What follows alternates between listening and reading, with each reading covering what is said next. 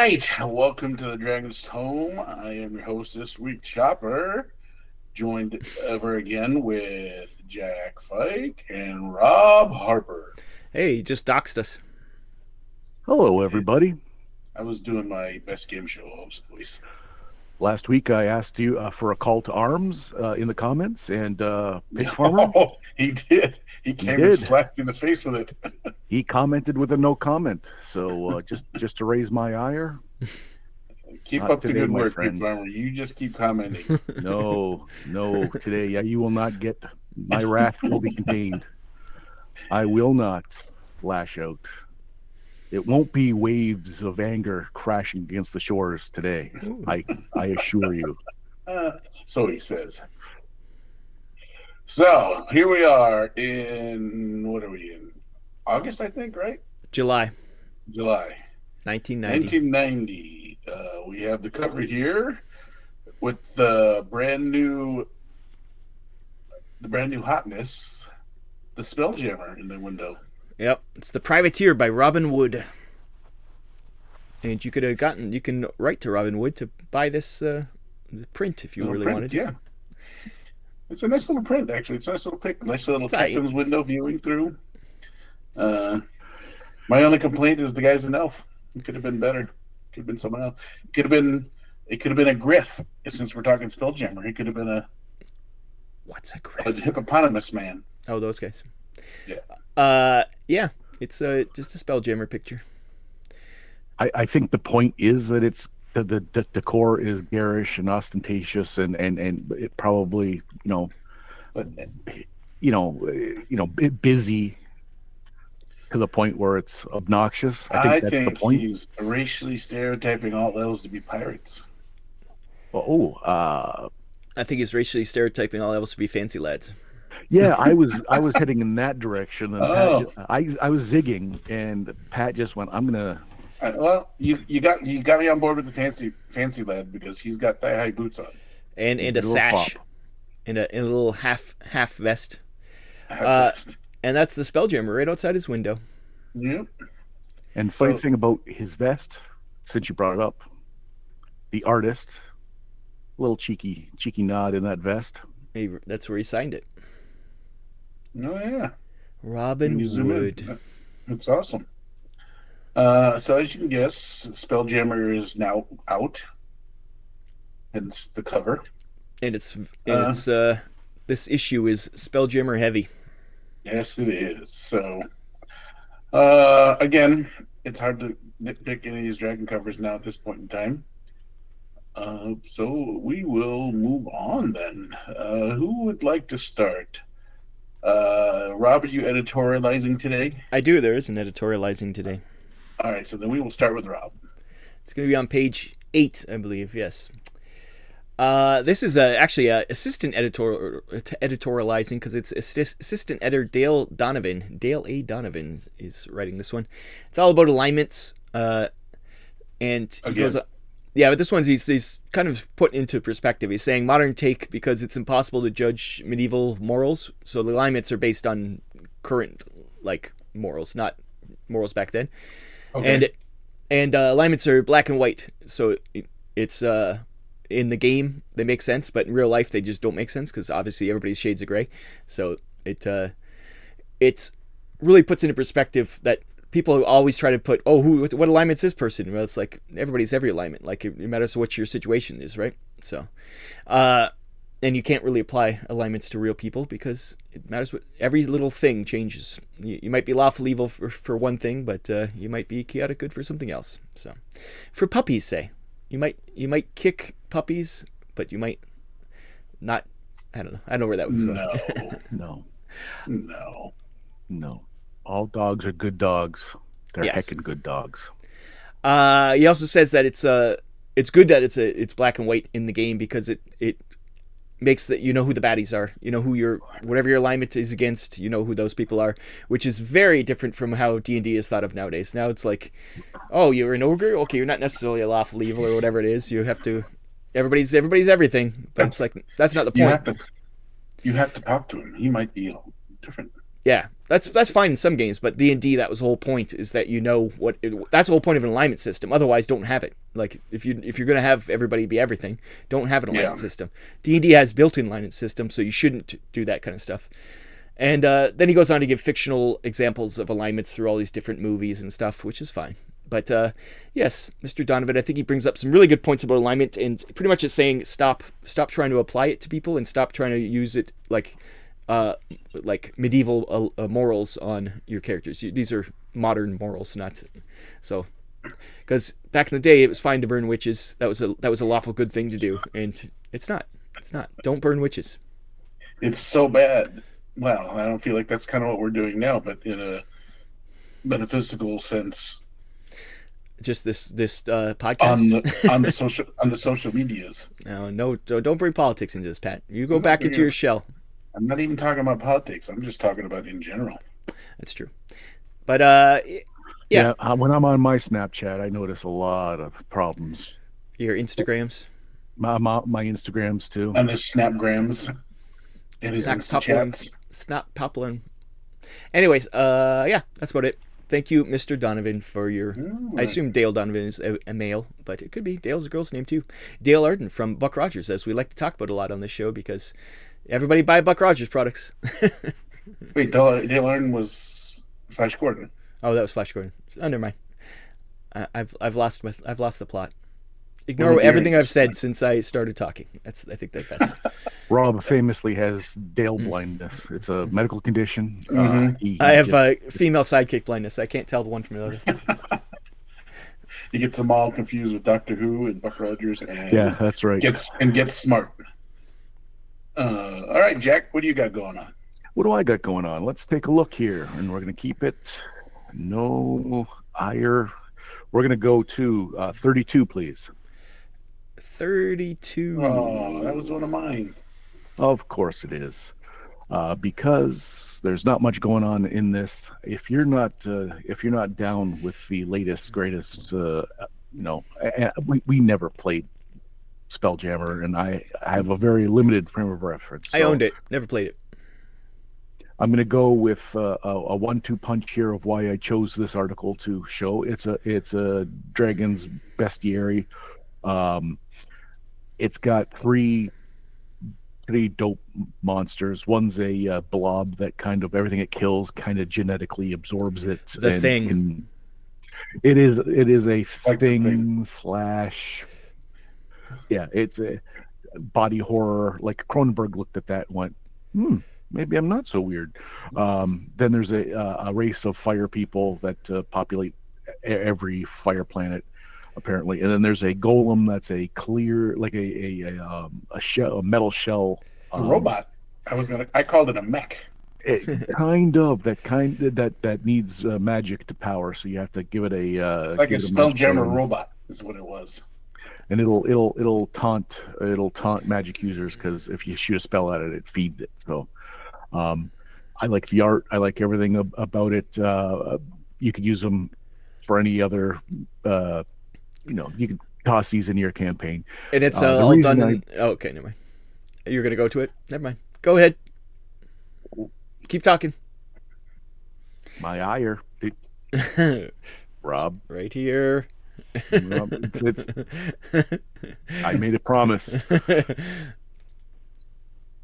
It is done formatted so that you could photocopy these pages and slip them into the Monsters Compendium, which has been released to rave reviews, and this is what makes the Monsters Compendium head and shoulders above a static manual in certain regards. You take this, you photocopy it, you can put the Andaloid in the A's, you could put the Andaloid in with, and spoiler alert, these are leftover monsters from the Monsters Compendium that they just didn't make it into the Spelljammer appendices. Into the Spelljammer appendices. So you could put the Andaloid in with that. You could put it in the A's. You could put it in with whatever monsters are in your current adventures. You can put it T for the Thing. Yes. So yes, it is very interesting, and I think Going forward, if they were smart, this is how all of their entries would be in Dragon Magazine for monsters.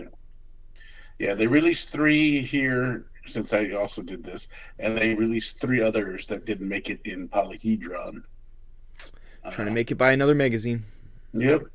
So if you're looking for 6 monsters, you have the Spelljammer appendices you want to add to it. You get this Dragon Magazine, and then you get the Polyhedron Newzine. Yeah. So, all right. I guess my turn. It is. Let's go to page 12. So, unlike you guys, I did not own Spelljammer, but my friend did play. We only played Spelljammer like 2 or 3 times. So I owned it, never played, and you didn't own it and did play. Yes. So here we are in Rough Times of Refuge on page 12. So this is a little campaign setting set in the realm space of Forgotten Realms. It's arcane base. If you don't know what arcane is, arcane are like the ruling people of the Spelljammer universe. They kind of built things, and they're kind of like the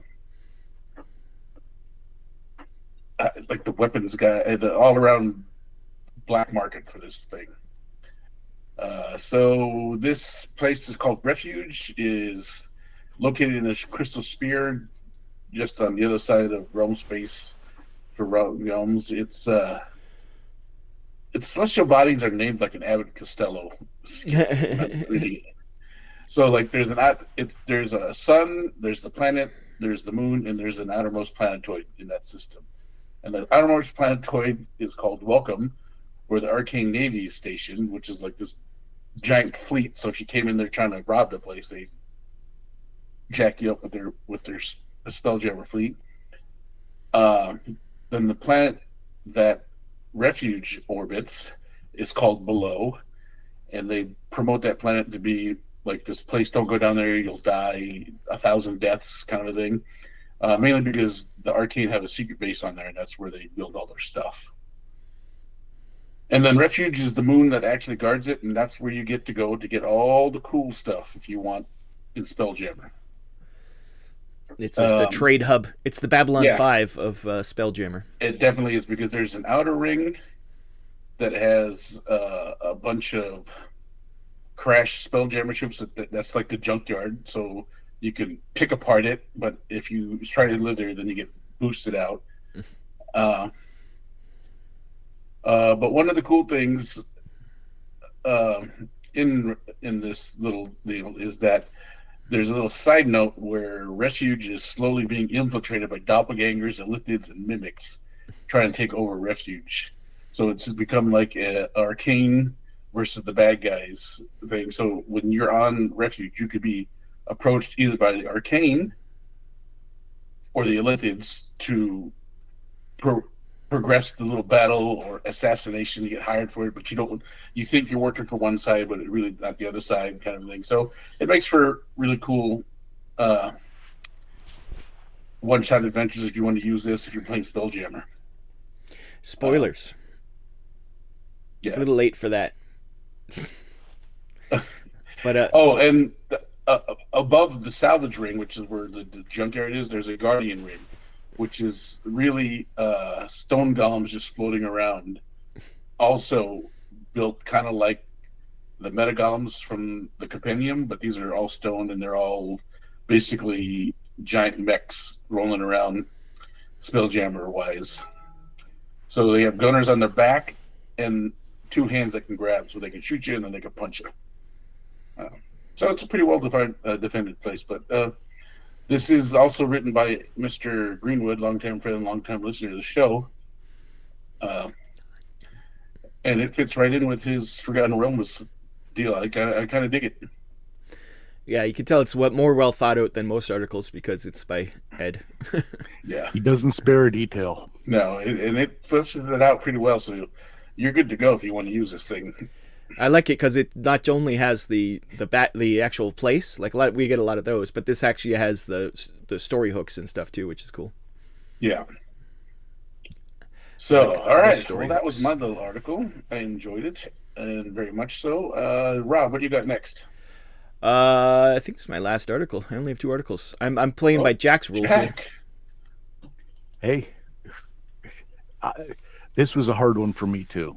To be honest, A lot of I have no Spelljammer interest in stuff. Yeah, Spelljammer. yeah. Yeah, if you didn't, it's hard to read, or not hard to read. It's hard to find anything from a reference because if you're not familiar with Spelljammer, then it's just a hard read. Yeah, it's just one of those things. But mine's on page 42.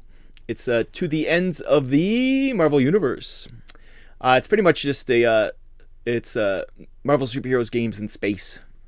But I was hoping it would have more story hooks and things like that, but really it's just how to get to space, like all the different ways that you could travel. I was looking for more. Edward Martin wrote this. I was looking for more like story hooks. Like again, that's the reason you'd want these kind of articles. This is just pretty much like, okay, how are you going to get there? Do you have a ship? Do you teleport? Did you space warp? Do you use Batman to fly you up there? Well, wait, Batman? Wrong show. Oh, But yeah, no, it was fine. But it was just I found it was limited on what it was doing. It's like, fine, yes, you told me all the different ways you can get to space, but what about adventures once you're in space? Give me some hooks, people. Because most of this is pretty clear. It's like, okay. It was the mechanics of Yeah. That was like the first, what should have been 1/3 of the article. Yeah, exactly. That's what I was expecting. When it ended, I was like, what? That's weird. I did the exact same thing. I was like, it doesn't say, where's the, okay, yeah. the dry now that you're in space, yeah. Yeah, let's blow my mind. Yeah. Yeah, that's exactly. Because it's real short. It's only like it's literally like 2 pages, and half the pages are charts. Yeah, like if that's being generous, 2 pages. Yeah. It was a weird little article that I was like, okay, yeah, where's the rest of it? Where maybe in the future, maybe he has future things of this, but not so far. But if you ever want to know your speed of your spaceship or how many passengers it can hold, you can roll in these charts, or you can, I don't know. FTL, what is a warp? A warp, there's warp, and then there's advanced warp. That's what a warp must be. Yeah, there's advanced FTL, there's regular FTL, and there's teleportation and stargates. Stargate. Yeah, I think once again it's more like Babylon 5 gates, not so much like Stargate's gates. Maybe not. They ship gates in Atlantis. Yeah, because I guess the those are, I guess, technically, like you're saying, with Stargates are like Stargate. What year did that movie come out? It was already out by now. Yes, it was in the 80s, right? Was it? Yes, I think so. All right, comment and let us know when Stargate came out. Yeah, comment below when Stargate, the movie, not the TV show. And then tell us when the TV show came out. The TV show was definitely like 2000s. 1990. Right. Oh, this is before Stargate. 1994 is Stargate. Oh, not trademark. So this David Edward Martin, you invented the movie Stargate. You should have trademarked it. Then you would have had some money. Then that movie would be called something else. And then that whole franchise unravels. Oh my God, what have we done? It changed the timeline. David Edward Martin, what did you do? Anyways. Jack, what do you got next? Okay, if we could go to page 38, please. We're going into the forum. Oh, you really were looking for something. We're going to the very first letter. I always read the forum. I read letters. I think that's one of the best parts of the magazine. I do like the forums too, but I don't. It's hard to comment. It's hard to do a whole article on them. But this is more so like a, hey, the past used to be wacky, eh? This is a Dan Howarth from Arizona. He wrote that he took umbrage with someone who had written an article before about computers as a taking over from role-playing games. It's not wrong. You just ruined everything. You ruined Jack's whole article. Fiddle-dee-dee. Trying to get him to crack. I'm just trying to do my job. So the original author, Mr. Grimes, was talking about how a computer couldn't possibly take over someone's time doing Is it Rick either Grimes? role playing games or as a replacement in video games. And as we go down, the original author said how much just the calculating force and the space it would take. It's impossible. To even just put AD&D's manuals on a disc as a reference, and he said it would take even compressed 37 discs to just put D&D manuals. And this guy was like, that's crazy. Like, that's crazy. In the future, I can see it down to 15 discs. Literally, that thing I just held up could hold everything from D&D ever published. And then he said, then he followed up by saying, if we could get it down to 6 full discs, then any computer user would find it well worth having just the manuals on the discs. And then he also says, hey, video games are here to stay. Sure, they're not interactive, but they're going to be interactive, and we've seen that, obviously. That's a man who's never played Gauntlet. And he said, and some people just don't have the ability to, or the people around them. And he said, computers are going to take up both those slots. And he made some pretty convincing arguments. I agreed with him. Obviously, hindsight is, yes, all those things came to pass. But yes, a computer doesn't need its own imagination. I have something to say about this. These guys are all insane because CD-ROMs were already out by this point. Yes. Like they're talking CD-ROM discs? No, they're talking about 3.5. They're talking about floppies, right? Yeah, because the CD-ROMs were out, but they were still very expensive. Well, yeah. This TurboGrafx 16, I think, was is that the one that first had it? I think I just. This guy's talking in particular because he talked about Pool Radiance, and that's the 3.5 IBM clones. So they were talking about like a desktop personal computer. I don't know when the CD-ROM. Yeah, but it looks like 93 is when it. 93 is when it starts getting popular. Say music didn't even hit compact. But that's only like a couple years away. Like these guys are arguing something that's about to change. MP3s aren't even a thing yet. No, not yet. Yeah, but CDs are coming very soon. CD-ROMs. So my point is, the guy who had the forethought to say no, this will be this will be a thing, was still woefully wrong. That's funny. In the other, he was his vision for the future was still the scope. We have to look for a future one where somebody who's actually working on CD-ROMs is like, you guys are idiots. Like this is. The Discman is just now coming out, I think. Yeah, I think in Japan there probably is CDs at this point. Yeah, and then CD-ROMs may be out, but they're at the point where you're like way too expensive to have, Yeah, but just because something's expensive doesn't mean that means it's possible, right? So yeah, these guys are talking about impossibilities. Meanwhile, it's possible. It's there already. CD technology has been around for a lot longer than this. But it's not just been used for it yet. I mean, if you really want to get crazy, I mean, you can laser discs. There's DATs, digital tapes before CD-ROMs. So even laser discs are around by this point, and they've got tons of information on them. They just aren't using it for computer information yet. Giant, as big as freaking LPs, though. That's for sure. It was bigger than a record, and that's when I first saw the Last Unicorn. I saw that on Laserdisc. We used to rent them. Laserdisc. We have a player still, and it probably still works from my dad. But it's all old movies like Patton and The Godfather. Because Patton, is that Patton? Do you have to have 2 discs for Patton or flip it over? Or it's something? It's 2 discs. Yeah, I thought so. I remember a couple of them were so big that they wouldn't fit on the. The Godfather was 2 discs. Patton was 2 discs. 10 Commandments was 2 discs. These are the ones I can remember off that my dad has. That's funny. Fiddler on the Roof, surprisingly, 1 disc. Tweedly dee. All right. Well, that being said, so that was a quick look back into the. I love those kind of things where you're just like seeing the past. Yeah. It's funny. 30 years later, going, But even literally, like 2 years later, their things would have come out. So that's funny. Impossible. All right, Never say well, anything's then, impossible. That's the answer to all historical things I because think it is possible. it's true. You never know. We'll go to, I guess, my last article. Wow, you even didn't have that many? I only had three. Jack took one. So page 17.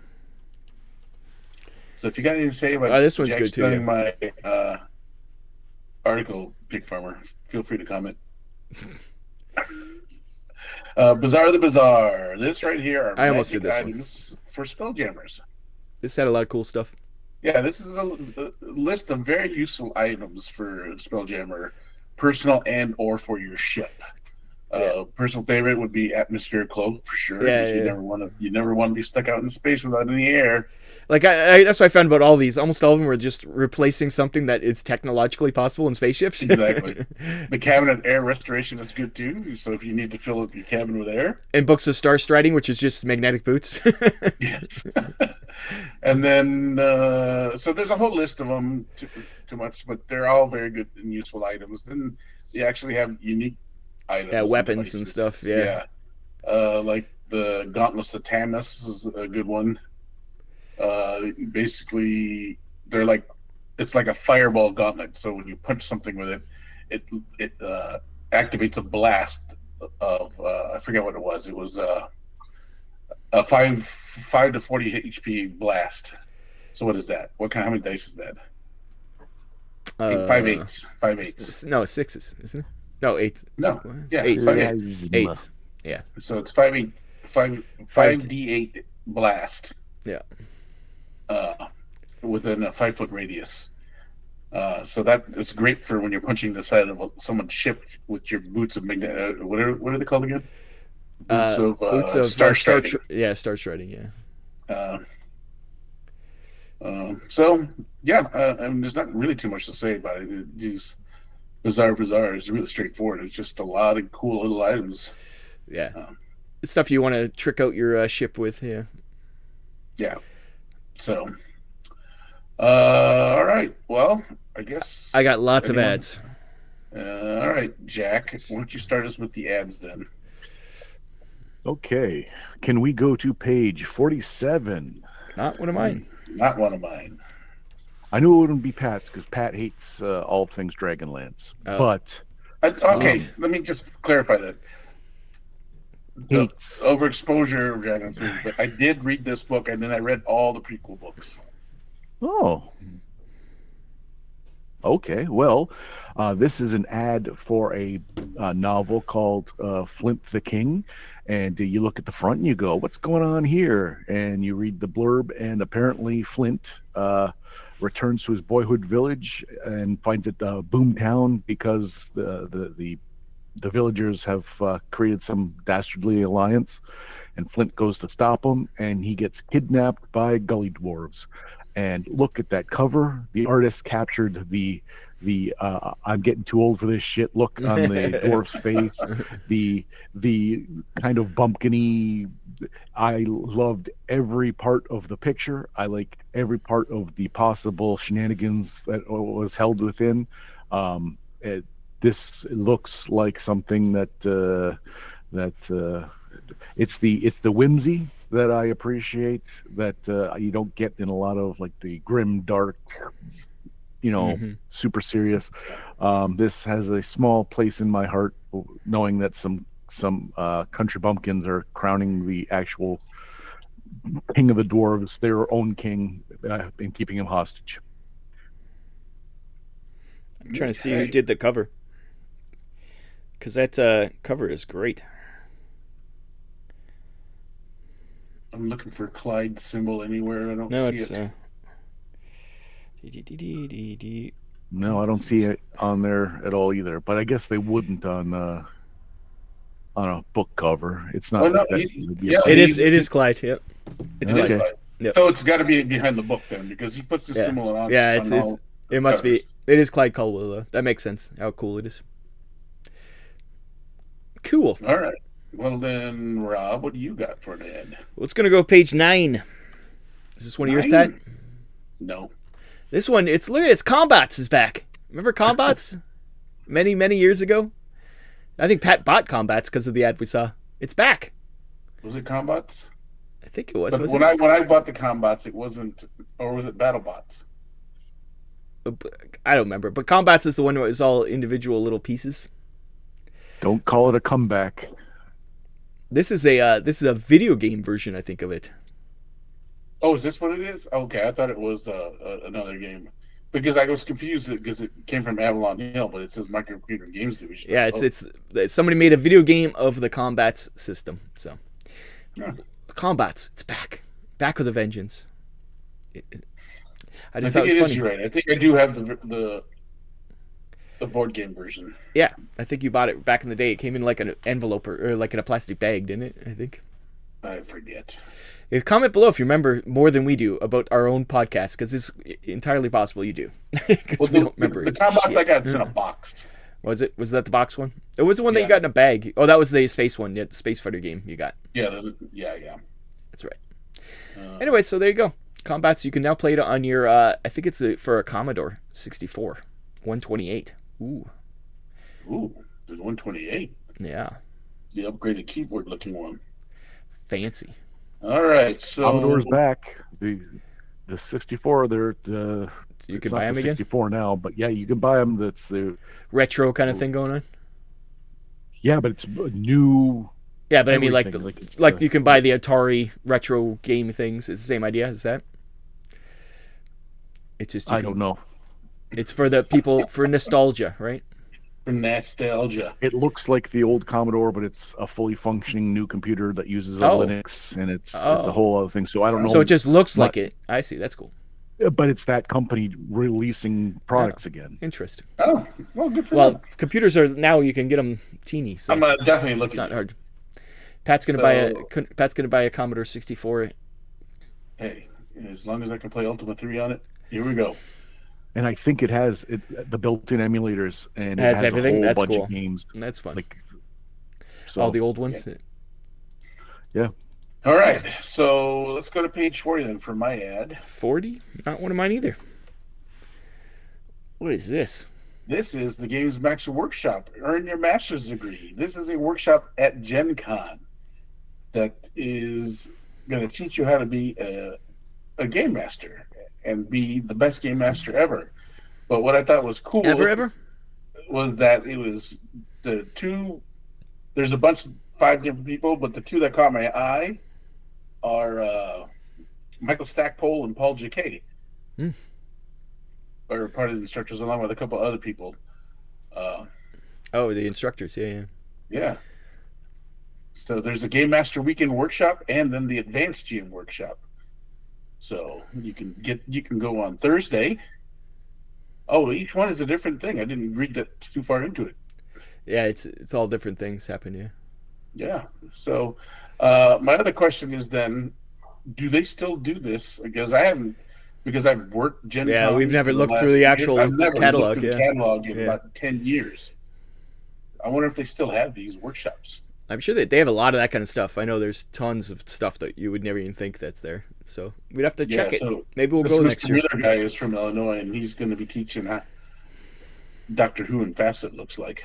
Yeah, he writes for Doctor Who and Fastest, so that's what his background is. But yeah, Paul J.K. and Michael Stackpole are pretty two big names in that thing. So, yeah, I decided, I was like, wow. Do they still? And then my first question was, do they still have these at Gen Con? I don't know. If you know, comment below. Yes, be sure to address it to Jack. Jack, And they then- still do these. And then I was reading more about it, and I was like, oh, look at these names. It makes no difference to me. I've never been invited, so it could be. It's true. could Now, be- here we go. Now, never been invited, he says, which is a bold-faced lie. It's a bold statement of truth. Bold statement of lies is what that was. Somewhere in between is the truth. Okay, that's it. Jack, you got another ad?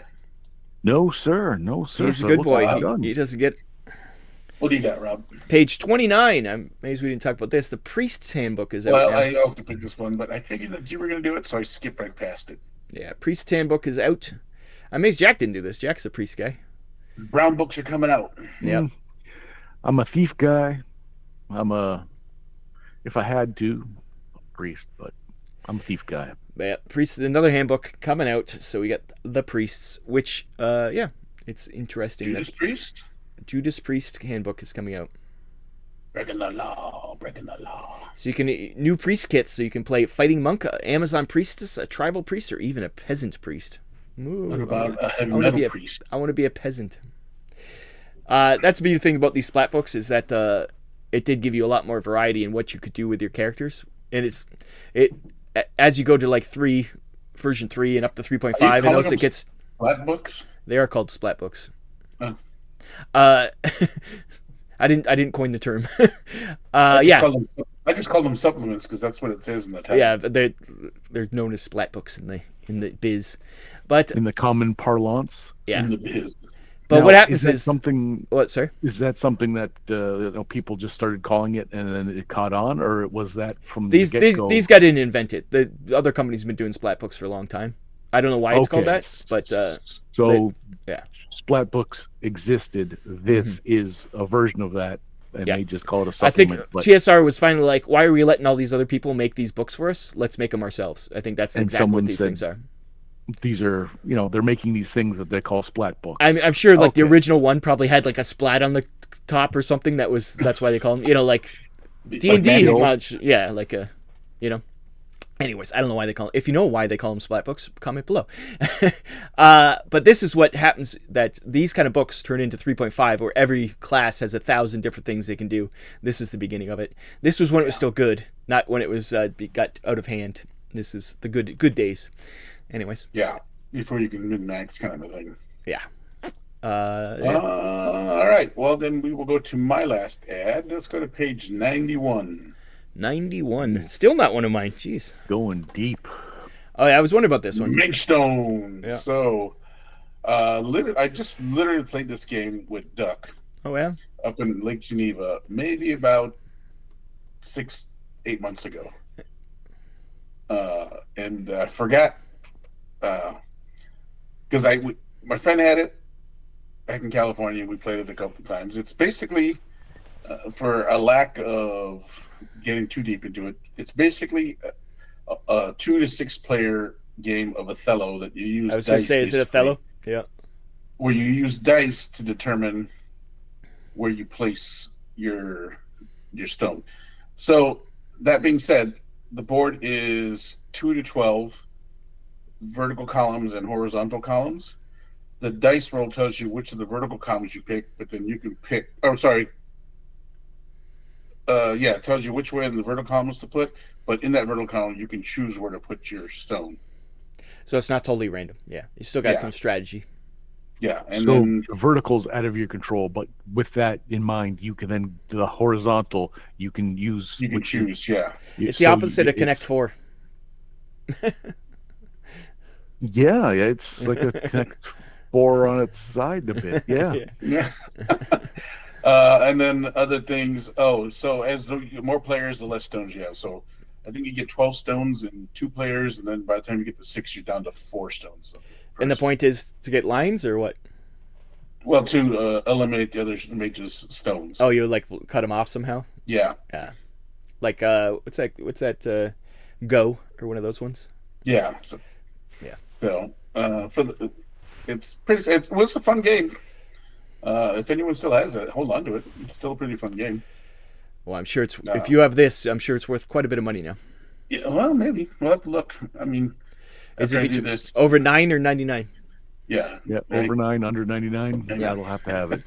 Well, this is as much as I enjoyed playing the game. I don't think I want to own this game. Really, for the horde, you don't need a mage stone? No. That's fine. It's okay when he goes over and plays with Duck, but Pat. I didn't have the game though. With us? No, he has no interest in getting stoned with us. Duck had the game. I didn't have it. So, Rob, what do you got? We got page 101. I got 2 more, so we got page 101. It's Rifts officially out now. It's got the all the famous characters that we know and love from Rifts, the dog boys and the giant robot heads and spider monkeys. It's Rifts is out. So that, Torg, remember that Torg thing? This is why we don't know about Torg right here. Rifts just comes and crushes it like a 1,000-pound monster. Because I think it's the visuals for Rifts that really won it over. Because you look at these things, you're like, that's so cool. For like a 14-year-old boy, you look at this and you're like, look at those cool things. Look at the dogs with spikes on their heads. I think that's what it is. Anyways, that was Rifts. Right. I think the visuals for Torg are much better. I mean just the coolness level, the 14-year-old coolness level, not the actual artistic level. No, but what I'm saying is I think Rifts stole just the right amount from different people. When you look and you go, oh, I bet you that's from Robotech. Oh, I bet you that's from they've pilfered. It's not a unique vision that's interesting. It is Palladium. They had all those, yeah. Robotech. And it was all cost compatible too. Torg, I find, is like an imagination that there's a genuine there's this. Oh, I think Torg is probably way better game. I'm not saying that. I'm just saying this one because the kids are stupid. And all I'm saying is they pilfered the right images, the right things from if you were to be able to just walk around a grocery store and just steal whatever you wanted. Yeah, I think that's what they've done properly here. Yeah. Yeah, because what are the main bad guys were that skeleton robot guys who look just like T-1000s or T-100s, I mean, and yeah, T-800, whatever. My last one is 116. I'm amazed nobody has mentioned this one either. It's Ravenloft box set is coming out. This is the Ravenloft. The second issue one? It is the second issue. Okay, it's the setting. Yeah, the original one was just a book. This is the actual box set. Yeah. This is the actual setting. So it's second edition horror products that are coming out. So it's the Ravenloft game setting, which is very different from D&D actually, the way it actually plays and stuff. So it's kind of cool. Yeah, because my friend who ran our D&D game, Tony, he loved Ravenloft, so he would occasionally have us, as we're walking to the next quote unquote town. You go through some mist, and you'd end up through a mist, and then because in Ravenloft there are no dwarves. Yeah, my friend Don, he also talked a lot about. Always played a dwarf, usually a dwarf cleric. But then Tony would always kind of make Don to be like a weird child with. Why did your child have so much facial hair? Does he have some kind of problem? Yeah. Ravenloft was a cool setting. It is a neat thing. The Ravenloft setting, Strahd. That's it. I'm done. All right. Breaking Jack's rules. That is then episode 159, Dragon Magazine 159. Spelljammer eccentric, right? Yeah. Definitely a lot of Spelljammer stuff we barely touched on because none of us really played it that much. So yeah, and I never owned it. Oh, I own it now. I owned it. Honestly, we did the highlights. I don't think there's that much more in there that we didn't cover. No, there's some stories in there, but for the most part, we covered a lot of. There was one. Oh, that's next. That's negative. Save it. Never mind. Forget what I thought. He read ahead, Jack. He's breaking the rules. I did. Yeah, the booth says they'll cut that part. No, keep it in. Oh no, it's in this one. There was the first edition Void Jammers. Yeah. Void Jam, where they're like, let's make Spelljammers for D&D. Yeah, for regular D&D, and it's basically a taxi service to astral space. Yeah. It wasn't a very good article, so I didn't feel to touch it. So I found it was kind of what's the point? Yeah. So, anyways. All right. Well, then let's wrap this Spelljammer ship up. I pulled it all together. I just pulled all the strings and tied it together. You pulled all the astral strings. All the astral springs. So, all right. Well, you know the routine. Like, share, and subscribe. Make sure you comment to Jack because he loves the comments. We all know he loves them. He reads every single one. That's why he reads every single one. But then he gets on and he says, "I hate reading comments." Blah blah blah. So don't you dare comment. You reverse psychology me. Don't fall for his shenanigans. Don't fall for shenanigans. So, all We asked a lot of questions this one. We don't remember what the questions were, but please comment below. But I will. But I do go back and try and figure out what kind of context we're at. So, all right. Well, then for the Dragon's Tome, I've been your host, Chopper. I'm Jack. And I have been Rob And we Von will see Strad. you next week. Blah. Bye-bye. Blah.